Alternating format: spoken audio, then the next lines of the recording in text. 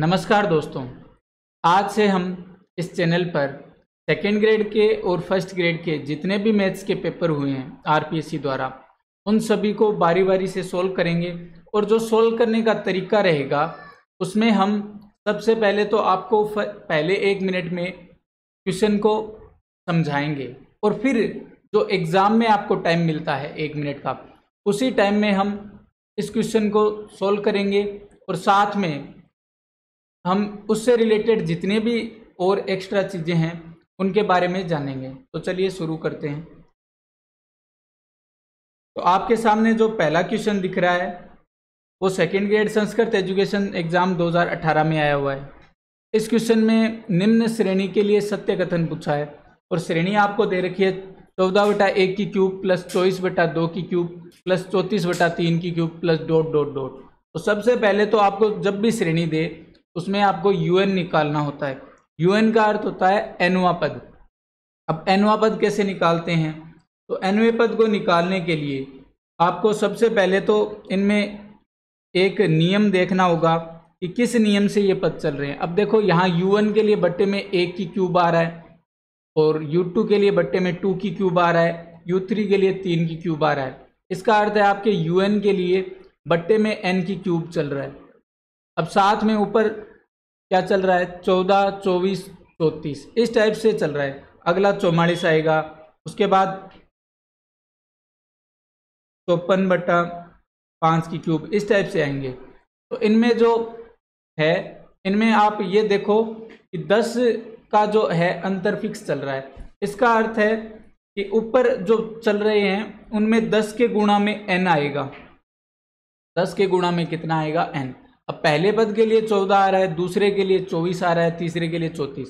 तो अब देखो 10n में क्या जोड़े कि ये नियम सही बैठ जाए। तो देखो पहले के लिए देखो 10n है तो n की जगह अगर 1 रखते हैं तो 10 × 1 10 बनता है और हमें बनाना है 14। तो इसमें 4 जोड़ेंगे, तो 4 जोड़ेंगे तो अपने 14 बन जाएगा। 2 के लिए n की जगह 2 रखेंगे तो 10 × 2 20 प्लस 4 24 बन जाएगा। तो ये आपके नियम बन गया। अब UN बनते ही आप समझ लो कि आपका आधा काम हो गया। अब आपको बस केवल टिक लगाने की देरी है। कैसे?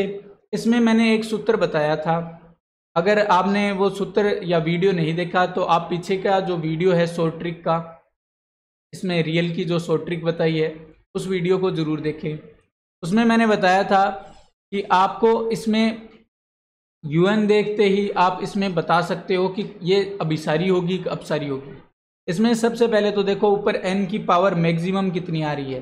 तो n की पावर ऊपर मैक्सिमम 1 आ रही है, नीचे n की पावर मैक्सिमम 3 आ रही है। अब ऊपर से 1 पावर नीचे से 3 पावर से कटेगी तो नीचे केवल 2 पावर बचेगी। अब हाइपर हार्मोनिक श्रेणी जिसमें p का मान हम देखते हैं बट्टे वाले n की घात के रूप में। तो यहाँ p के रूप में n का मान आ रहा है 2 और ये 2 मान यदि अगर 1 से बड़ा आता है तो वो श्रेणी अभिसारी हो जाती है। तो इसलिए ये श्रेणी भी कैसी आ जाएगी? अभिसारी आ जाएगी। तो इसलिए राइट आंसर होगा बी। इस टाइप से आप इस क्वेश्चन को बड़े ही आसानी से कर सकते हो। अब इसके बाद नेक्स्ट क्वेश्चन की ओर बढ़ते हैं। अब अगला जो क्वेश्चन है, श्रेणी समेशन n बराबर 1 to अनंत x की पावर n-1 गुणा बट्टे में n गुणा 3 की पावर n के लिए सत्य कथन है। अब इसमें आपको समेशन के अंदर दिया है, इसका अर्थ है कि ये जो अंदर जो मान दिया है यही UN है, इसलिए आपको UN निकालने की आवश्यकता नहीं है। अब आपको UN तो दिया है, अब इसमें आप परीक्षण कौन सा लगाएंगे? तो देखो परीक्षण आप इसमें UN आपको दे रखा है x की पावर n-1 बट्टा n गुणा 3 की पावर n। तो इसमें आप 2 परीक्षण लगा सकते हो, कोई सा भी लगा दो आंसर सेम ही आएगा। इसमें आप कोशी का परीक्षण भी लगा सकते हो, कोशी का nवां मूल परीक्षण भी और दालंबर का अनुपात परीक्षण भी। इन दोनों में से आप कोई भी परीक्षण लगा सकते हो। तो अपन लगाते हैं जो आसान है कोशी का nवां मूल परीक्षण। उसमें क्या करना होता है कि इस UN की पावर करनी होती है 1/n और लिमिट लगानी होती है n टेंस टू अनंत। तो लिमिट n टेंस टू अनंत UN की पावर 1/n। तो इसकी मैं पावर कर दूंगा 1/n। तो x की पावर n-1 के बट्टे में n आ गया और n की पावर के बट्टे में n 1/n आ गया और 3 की पावर n के बट्टे में n आ गया, सबके बट्टे में n आ गया पावर में। अब यहाँ ऊपर में लिमिट चल रही है n टेंस टू अनंत। अब ऊपर x की पावर n-1 में n का भाग देंगे तो ये बनेगा x की पावर 1 और -1/n, इस टाइप से बनेगा। बट्टे में n की पावर 1/n और ये 3 की पावर 1। अब मैं आपको कुछ चीज़ें बताना चाहूँगा जो आपके एग्ज़ाम के दृष्टिकोण से बहुत ही महत्वपूर्ण है कि लिमिट n टेंस टू अनंत n की पावर 1/n का मान 1 होता है। क्यों होता है कि आप यहाँ n की जगह अनंत रखोगे तो यहाँ ऊपर पावर बनेगी 1/अनंत यानी n की पावर 0, और किसी भी संख्या की पावर 0 करोगे तो मान 1 आ जाएगा। तो इस टाइप से आपके इसके मान कितना आएगा, 1 आएगा।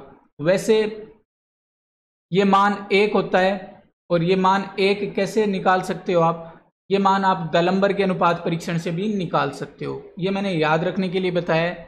इस टाइप से इसका मान 1 होता है, ये आपके बहुत सारे क्वेश्चनों में काम में आएगा। तो इसका मान 1 होता है। अब ऊपर देखो इसमें क्या बनेगा, x की पावर लिमिट रखते हैं तो 1 - 1 बट्टा अनंत, इसका मान हो गया 1 और ये गुणा में 3।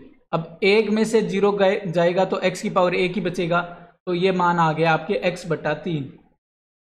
अब कौशी के nवें मूल परीक्षण से अगर इसका मान 1 से बड़ा आ जाता है तब ये अभिसारी होगा, तो हमने 1 से बड़ा कर दिया, तो ये x का मान आपके वज्र गुणा होके 3 1 से गुणा होगा तो आपके बनेगा 3 × 1। तो ये x का मान अगर 3 से बड़ा होगा तो ये कैसा आएगा, अभिसारी आएगा। अब इस टाइप का आपको कौन से ऑप्शन में दिख रहा है, दूसरे ऑप्शन में, तो आपका आंसर आ जाएगा दूसरा। इस टाइप से आप इन प्रश्नों को कर सकते हैं। अब अगला प्रश्न है कि यदि P स्टार किसी विभाजन P का परिशोधन है तो किसी परिबद्ध फलन f के लिए सत्य कथन है।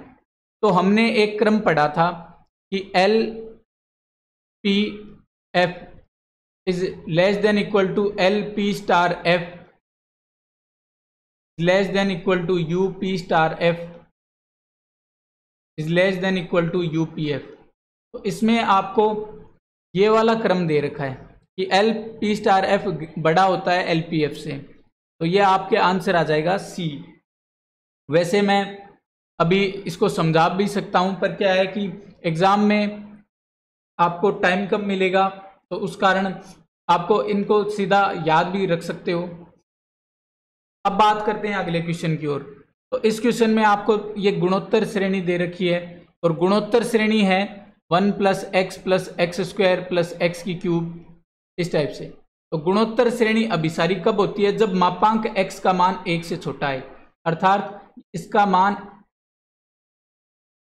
गुणोत्तर श्रेणी दे रखी है 1 + x + x² + x³, इसका मान अभिसारी कब आता है, जब मापांक x का मान आपके आए 1 से छोटा। इसका अर्थ है -1 से 1 के बीच में रहना चाहिए, -1 से 1 के बीच में रहेगा तभी अभिसारी होगा। इसके बाद अगले क्वेश्चन की ओर बढ़ते हैं। तो अगला क्वेश्चन, ये क्वेश्चन बड़ा ही बढ़िया क्वेश्चन है। इसमें क्या पूछा है कि समुच्चय S x is such that 0 is less than equal to x less than equal to 1 x belongs to Q के लिए सत्य कथन है। तो इसके लिए सत्य कथन ढूंढना है हमें।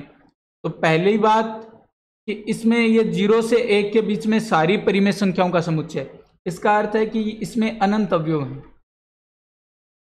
कितने अवयव हैं, अनंत।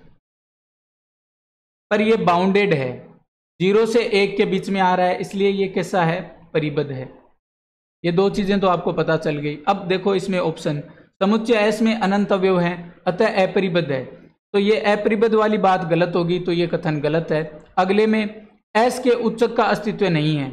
तो हमने एक प्रॉपर्टी पढ़ी थी कि परिबद्ध जो फलन होते हैं, परिबद्ध फलनों में उच्चक और निम्नक दोनों विद्यमान होते हैं, तो ये कथन भी गलत हो गया। तीसरा है S का निम्नक 0 है। तो देखो इसमें सारे मान 0 या 0 से बड़े आ रहे हैं, S के सारे मान 0 या 0 से बड़े आ रहे हैं, इसलिए ये आपका 0 कैसा है, निम्नक है। तो ये कथन आपके सत्य हुआ, तो इसलिए आपके तीसरा कथन राइट है। अब दोस्तों हमने ये क्वेश्चंस बड़े ही आसानी से बहुत ही कम टाइम में कर लिए। अब ऐसा ही हम एक वीडियो नेक्स्ट जो नए जो क्वेश्चन है नई भर्ती के जो क्वेश्चन हैं उनको लेकर आएंगे और अगले वीडियो में सॉल्व करेंगे। अगर आपको ये वीडियो अच्छा लगा हो तो आप इस वीडियो को लाइक कीजिए, शेयर कीजिए और इस चैनल को सब्सक्राइब कीजिए। धन्यवाद।